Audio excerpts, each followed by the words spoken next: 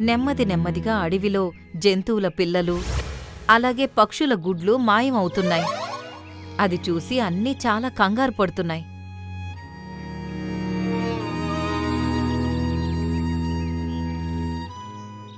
షేర్ఖాన్, మా అందరి పిల్లలు వరుసగా ఈ అడవిలో నుండి మాయమైపోతున్నారు. వాళ్ళందరూ ఎలా ఉన్నారో అని ఆలోచిస్తుంటేనే మాకు భయమేస్తోంది. ఏనుగు, జింక మరియు కుందేలు, మీరీ సమస్యని పరిష్కరించండి. మాకు పిల్లలందరూ తిరిగి రావాలి. అలాగే వాళ్ళని కిడ్నాప్ చేస్తున్న జంతువు కూడా కావాలి. ఇంకా ఏనుగు, జింక మరియు కుందేలుతో కలిసి ఏదో ఆలోచించాయి. మధ్యాహ్నం సమయంలో తల్లి జింక తన గుహ బయట కూర్చుని ఉంది. ఇంకా తన బిడ్డ చెట్టు కింద హాయిగా నిద్రపోతోంది. వీళ్ళ నాన్న ఉదయం నుండి ఎక్కడా కనిపించడం లేదు.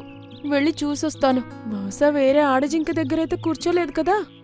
అలా అని తను అక్కడ్నుండి వెళ్ళిపోయింది. మరుక్షణమే గాడిద చిన్నగా నడుస్తూ అక్కడికి వచ్చింది. చాలు, ఇంకా ఒక జంతువు పిల్లని నక్కకిస్తే సరిపోతుంది. ఆ తర్వాత తను నా పని చేసి పెడతాడు.